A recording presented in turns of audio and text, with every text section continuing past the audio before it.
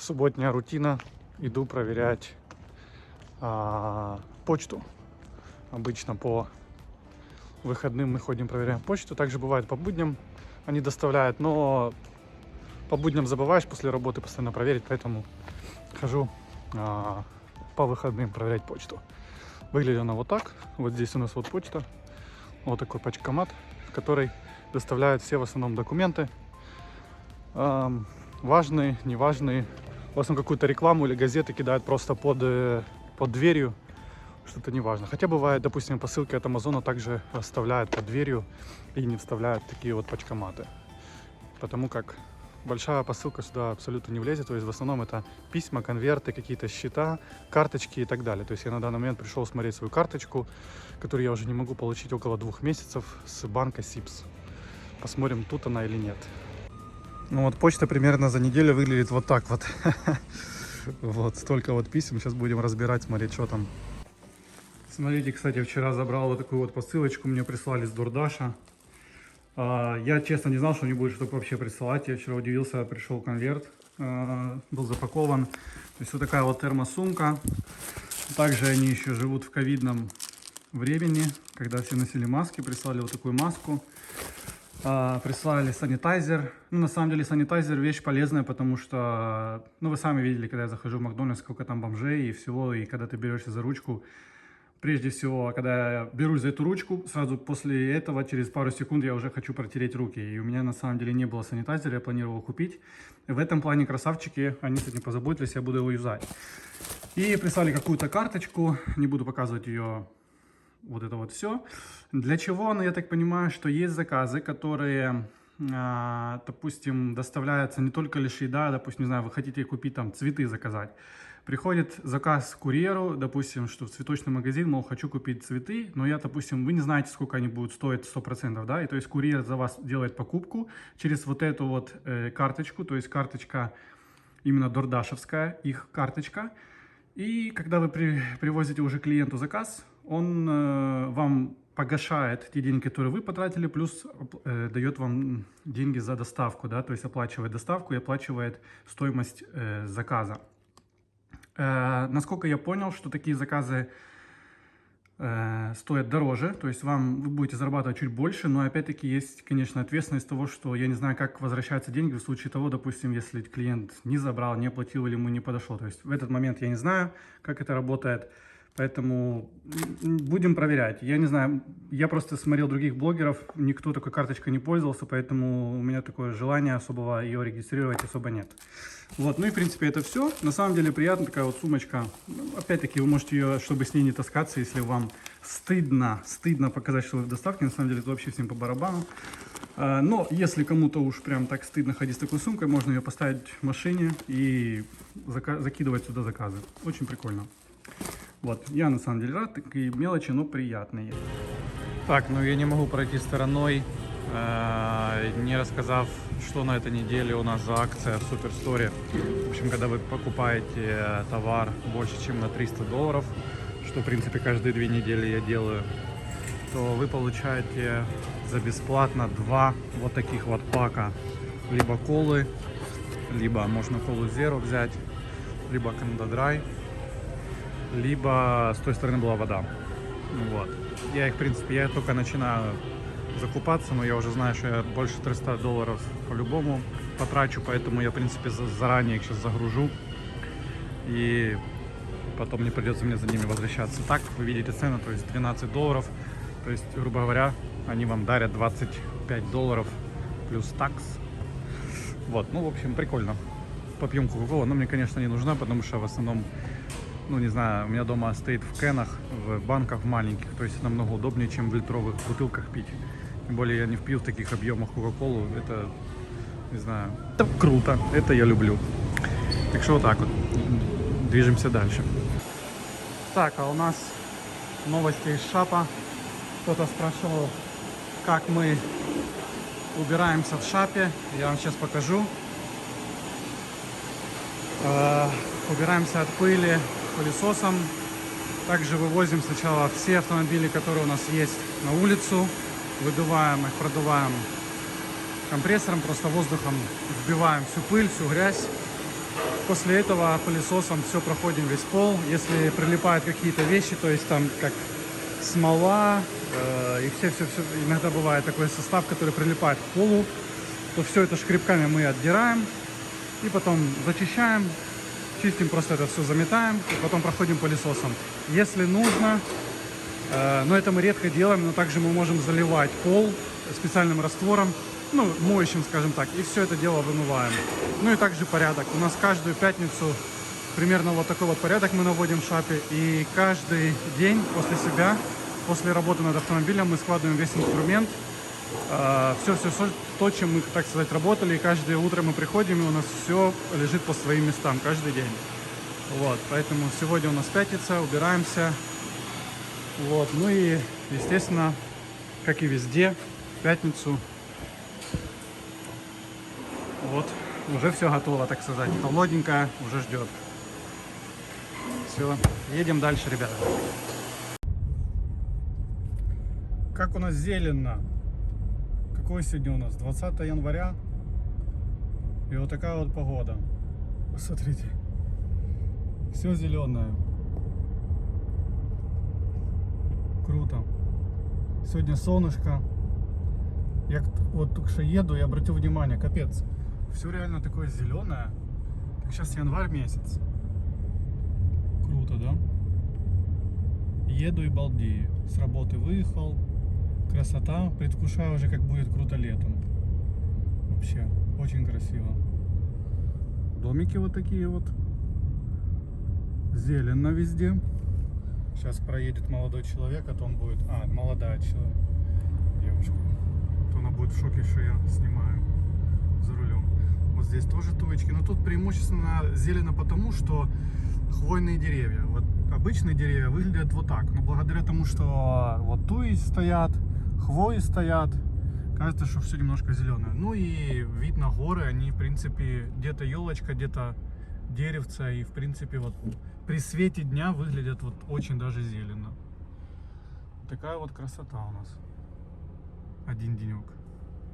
Так, ребята, пришли в электронный магазин Best Buy. И я выбираю себе триммер для того, чтобы стричь мои волосы на лице, которые не растут. Но их нужно убирать все равно, так как мой триммер сломался.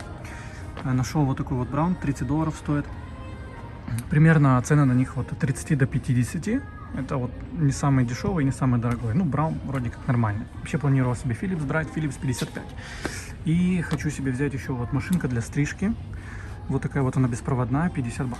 На Амазоне я такую находил на $10 дороже. То есть она стоит там 60. Вот. Так что, в принципе, иногда даже дешевле получается покупать в стационарном магазине, чем заказывать на Амазоне.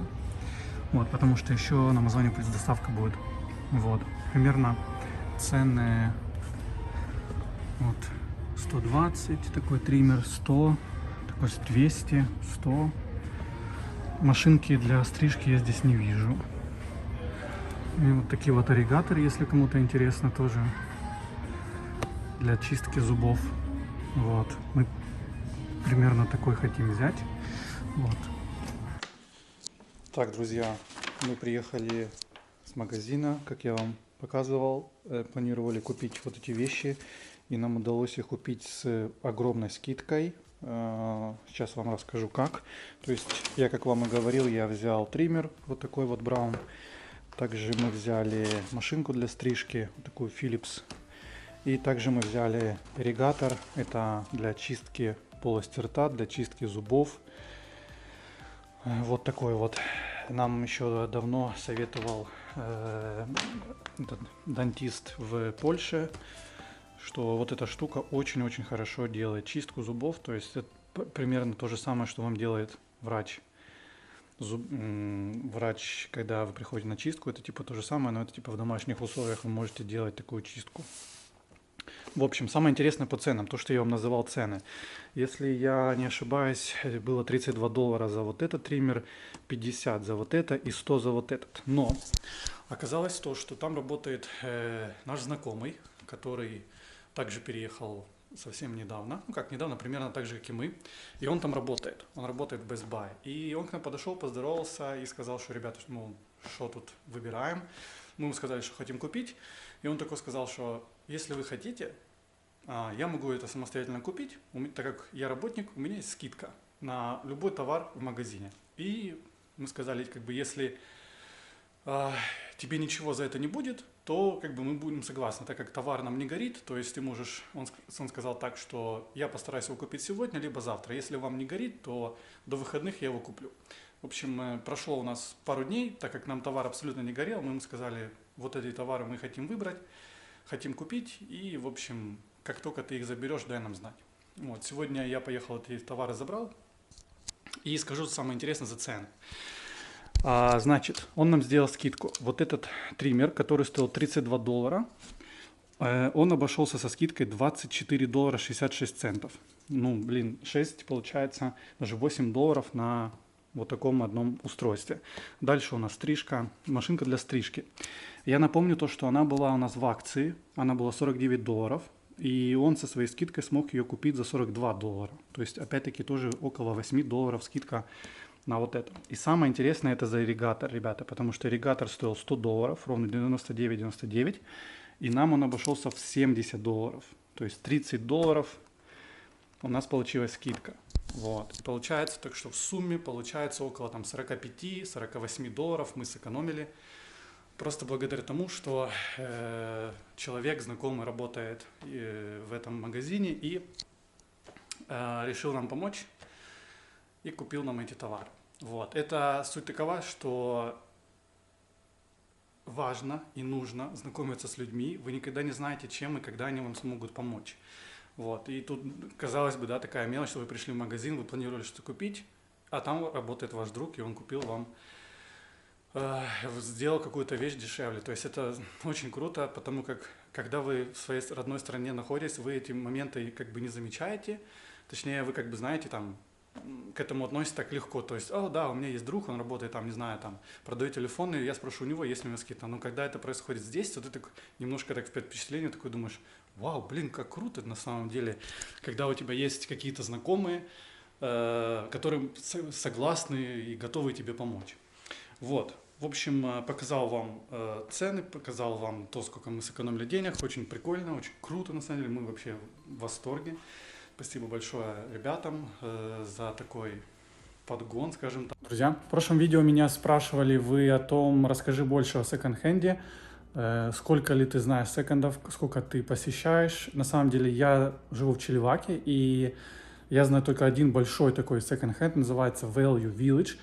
В прошлом ролике, где у меня один день из Канады, я показывал его немножко, показывал, какие вещи вы там сможете найти. Сегодня мы тоже там были, я не стал снимать, потому как я уже его показывал и на самом деле не думал, что я что-то найду. Но сегодня я нашел 2 свитера, это Tommy Hilfiger, я хочу вам их показать, чтобы вы понимали, что в принципе вещи можно находить и как БУ, и не БУ, и цены на них, чтобы вы тоже понимали, потому как в магазинах цены на брендовые вещи очень такие дорогие. В общем, у нас вот такой вот свитер, заплатили за него $11.50, обычный теплый свитерок.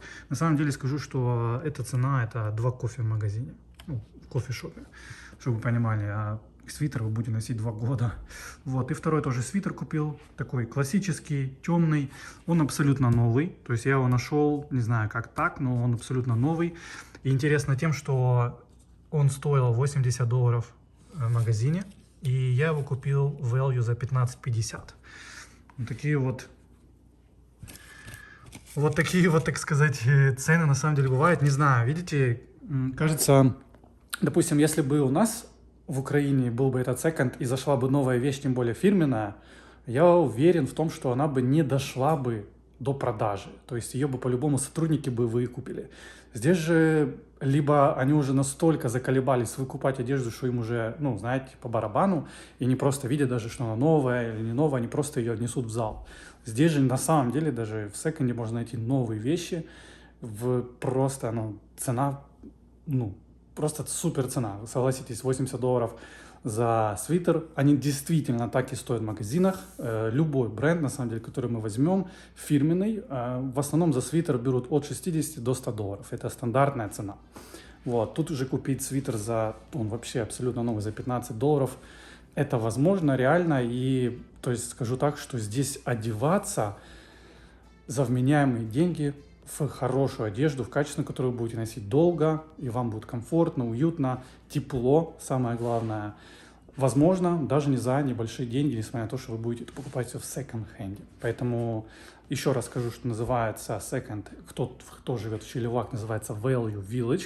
На этикетках вы тоже могли видеть название, поэтому все, кто тут, можете ездить туда и смотреть себе, выбирать вещички.